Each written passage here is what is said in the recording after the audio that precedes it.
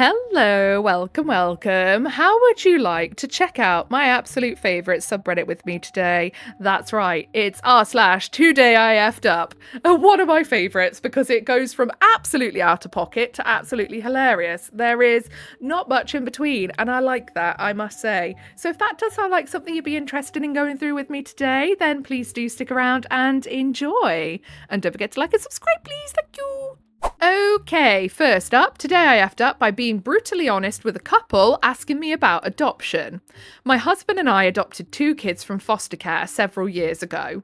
We got married in our 30s, waited a few years and tried to have a baby unsuccessfully, and decided our IVF journey would be better spent on a child that actually existed instead of an imaginary baby that we may or may not be able to have. Our kids are full siblings. One is medically complex and the other is emotionally complex.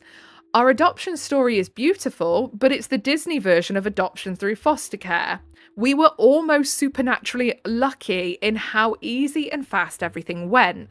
Yeah, I've heard adoption can be an absolute nightmare, even getting them to consider you for an adoptive family in the first place. I have been asked about our experience several times in the last few years, and I tell every single person that our story is not typical. It is the TV movie version of real life and definitely should not be the only research that a couple does before taking the plunge. My mum met a woman who was dealing with infertility issues and shared with her that I am knowledgeable about adoption and sent her my way. So I gave her our story, the Disney spiel, and brought up some of the uglier sides of adoption to make sure that I made my point. I guess that was enough to scare her husband off adoption, period. Totally took it off the table. The woman, who I didn't know before this, is mad at me and thinks that I ruined her chances to be a mum, and my mum says that maybe I shouldn't have been quite so candid. I feel like absolute crap. I think that you're absolutely spot on to give them the reality rather than going, yeah, so everything was perfect for us, blah, blah, blah. Because that's really not the reality, is it? Quite often.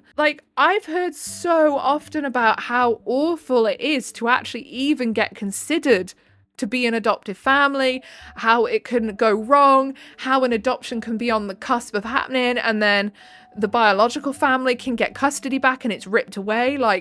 It's a lot of heartbreak, pushing and pulling to get to the final moment of actually having the adoption, having your adoptive kid. The kid's legally yours, and that be that. So I think it's absolutely realistic to give such a candid view of what it really should be like. And you know what? For the exact reason that the husband then was able to go, that's not for me. I can't do that. I cannot cope with that. Which people need to know. So, back to the post. The thing is, what I told them was pretty mild. Reality is harsh, but I wasn't trying to traumatize anyone. I just wanted to make sure that I wasn't misleading them. So, now I'm our tiny town's biggest butthole. TLDR, infertility lady asked me about adoption. I answered honestly, and now her husband refuses to adopt. This isn't your fault. You gave the honest answer. Obviously, her and her husband had not really considered all the realities, and she wants someone to blame because she's miffed. And fair enough, she's miffed, but maybe that means her and her husband's wants out of life do not align, and that is something deeper for them to look into before they go bringing a child round. So, down in the comments, Geek Peeps says she's mad at her husband's reaction. Blaming you is just easier. Would she be just as upset if her experience wasn't exactly the same as yours? Perhaps there are deeper issues in them becoming parents of adopted children, or those they've become themselves. Maybe it's their relationship that is strained, re children of any kind. She's mad at him. So then Hot Dog of Notre Dame says, sounds to me like the wife wants adoption far more than the husband. Imagine how mad she'd be at the OP if the husband had waited a couple of years to get scared off it and had abandoned her and the kids. Why didn't you tell me it would be hard enough to break up my marriage? Exactly. The woman just wants someone to blame, and unfortunately, OP's in the firing line, and that's just the way it is. Next post. Today I effed up asking my husband, you wanna wrestle? Laying in bed with my husband tonight, he's playing a game. I wanted to initiate S, and I thought I came up with a brilliant line. I was so confident this would work. So I turn to him and say, "You wanna wrestle?" He laughs. I laugh. Then he goes back to playing his game. I thought, okay, he's just going to finish his game. I can wait. I'm thinking he definitely picked up what I was putting down. I waited a while. Still nothing. I decided to read my book while I wait. Still nothing. I switched to scrolling on my phone, a little less confident. Still nothing. At this point, it's been about an hour since I used my top tier line. I give a kiss goodnight, thinking now maybe he'll make his move. Still nothing. So I lay there, definitely not sleeping, waiting and hoping.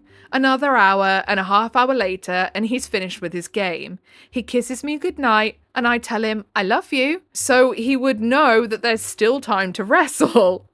He says it back, but still nothing. Instead, to fall asleep, he puts something on the TV. What is it? Wrestling, of course. Now I lay awake writing this, unsatisfied and disappointed, but I'm not giving up. I'm using this line again until it works.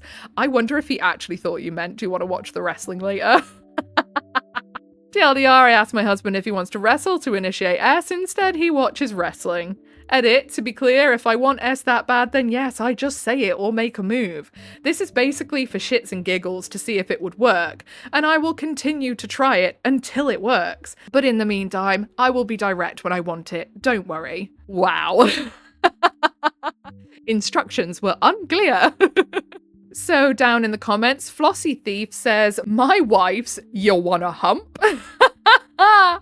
line never fails. There's a time for subtlety, and that time was before Scary Movie." And then Sirius4778 says, "My wife doesn't have a line. She just takes her clothes off, gives me a look, and jumps into bed, lol."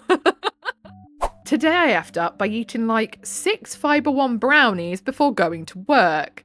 This morning I woke up and ate one of the Fibre One brownies I recently purchased, since a 70-calorie brownie sounds great. And also they are really nice, actually. My mum used to buy them, if they're the same ones I'm thinking of, like the ones by Kellogg's, and they're actually really nice. Well, it was in fact so great that I continued eating them and ended up finishing the whole box before 10 a.m. I then left for work, and on the drive there, I started feeling a bit crampy and was letting out the most vile, bubbly farts ever.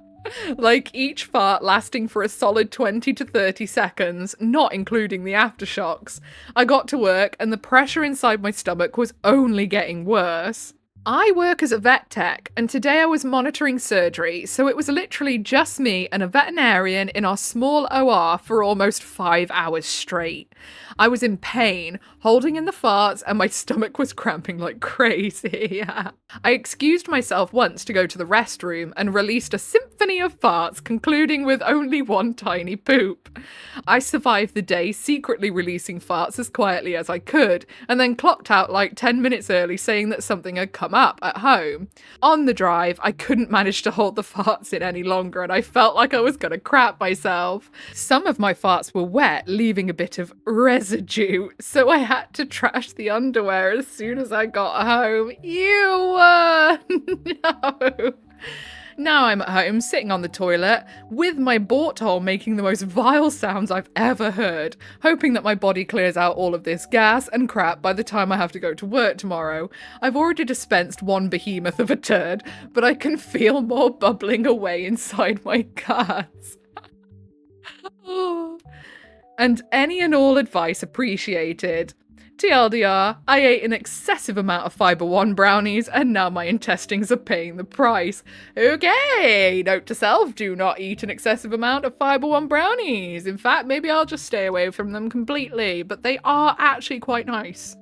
So then down in the comments, Traditional Award 286 says, "Drink as much water as humanly possible. The shite hasn't come yet. It will. Be hydrated when it happens. Godspeed, little turtle." And then Vivid Fiddlestick says, laughing my butt off at Turtle. I'm your humble narrator says, if that doesn't work, eat a pound of sugar-free gummy bears. Don't do that. And then Compman007 says, tomorrow, r/today I effed up. Yesterday I ate a whole box of Fiber One brownies, and today I took Reddit's advice to eat a pound of sugar-free gummy bears. I am currently experiencing my soul attempting to leave my body through my butthole. Oh my goodness, those were quite some stories, weren't they? Especially that last one. Oh my god. Oh, I could just imagine. I could just imagine the stomach cramps as well. Does not sound pleasant at all. I hope their butt is okay. Anyway, if you made it all the way to the end with me, then I appreciate you very, very much. If you'd like to leave a little like, subscribe, turn your notifications on, that will initiate you into the Cult of Void. Welcome, welcome. It's fun here. Whatever it is you're doing for the rest of the day, I hope you have a really good rest of your day. Goodbye.